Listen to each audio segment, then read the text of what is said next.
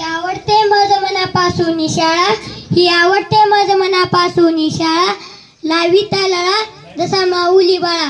आदरणीय मुख्याध्यापक, सन्माननीय व्यासपीठ, माझ्या लाडक्या गुरुजनांना नमस्कार. आज आमचा या शाळेतील शेवटचा दिवस. 4 वर्षांपूर्वी जेव्हा या शाळेत पहिल्यांदा पाऊल ठेवलं होतं तेव्हा खूप भीती वाटत होती, पण आज ही शाळा सोडताना डोळ्यात पाणी येतंय. आमच्या शिक्षकांनी आम्हाला केवळ पुस्तकं शिकवली नाही, तर चांगला माणूस कसं बनायचं, आई वडील मोठ्या माणसांशी कसं वागायचं, जीवनात यशस्वी व्हायचं असेल तर प्रयत्नाशिवाय मार्ग नाही. आमच्या शिक्षकांनी आम्हाला जीवनात यशस्वी व्हायचं असेल तर प्रयत्नाशिवाय मार्ग नाही, नेहमी खरे बोलावे. आमच्या शिक्षकांनी आम्हाला सहवास सुटला म्हणून सोबत सुटली नाही, सहवास सुटला म्हणून सोबत सुटली नाही, आणि नुसते निरोप दिल्याने नाते तुटत नाही, आणि नुसते निरोप दिल्याने नाते तुटत नाही. आदरणीय मुख्याध्यापक, सन्माननीय व्यासपीठ, गुरुजन वर्ग आणि जमलेल्या विद्यार्थी मित्रांनो, घेताना आज निरोप शाळेचा आले भरून या डोळे, घेताना आज निरोप शाळेचा आले भरून या डोळे. शाळेतील दिवस बनले स्मरणाच्या पुस्तकातील पाने, शाळेतील दिवस बनले स्मरणाच्या पुस्तकातील पाने.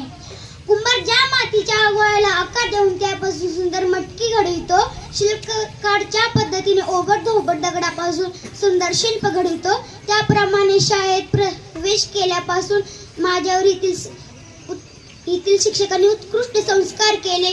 आईची माया, वडिलांचे प्रेम व शिस्त दिले. अभ्यासाबरोबर क्रीडा, गायन, वक्तृत्व कला यामध्ये आवड जोपासली. मला वक्तृत्व कला स्पर्धा, सांगोला व गायन स्पर्धा आमच्या टीमला सोलापूर जिल्ह्यापर्यंत जाता आले. आम्ही पुढे जिथे जाऊ तिथे आमच्या शाळेला नक्कीच उंचावू. आम्ही जिथे पुढे जाऊ तिथे आमच्या शाळेचे गावचे नाव नक्कीच उंचावू. आम्हाला मार्गदर्शन केल्याबद्दल सर्व शिक्षकांचे मनापासून आभार. गाठली जरी आम्ही भव्य दिव्य शिखरे, गाठली जरी आम्ही भव्य दिव्य शिखरे, तू आमची जन्मदात्री आम्ही तुझी लेकरे, तू आमची जन्मदात्री आम्ही तुझी पाक लेकरे. शिस्त आहे हे तुम्हाला आयुष्यभर लक्षात राहणार आहे किंवा तुमच्याबरोबर असणार आहे, आणि तुमची ही शिस्त तुमच्या पुढे तुम्हाला घडवण्यात मदत होणार आहे किंवा तुम्ही यशस्वी होण्यात मदत होणार आहे. तुम्हाला काही शिक्षकांनी जरी रागाने सांगितलं असलं, कोणीतरी म्हटलं की आईचं प्रेम दिलं आणि वडिलांचे, आईची माया आणि वडिलांचं प्रेम दिलं, ते बरोबर आहे. आणि ह्याच्यामुळंच आपल्याला एक माणूस म्हणून किंवा एक चांगला विद्यार्थी म्हणून घडण्यास मदत होते. तिथून पुढे मला जास्त काय बोलता येत नाही किंवा जास्त काय बोलणार नाही. ते एवढं सांगेन की त्याचं जे सरांनी जे संस्कार दिले, तुम्हाला ज्ञानार्जन तर केलंच गेलं, पण तुम्हाला कसं राहायचं विविध कौशल्य शिकवलं, विविध कला शिकवल्या.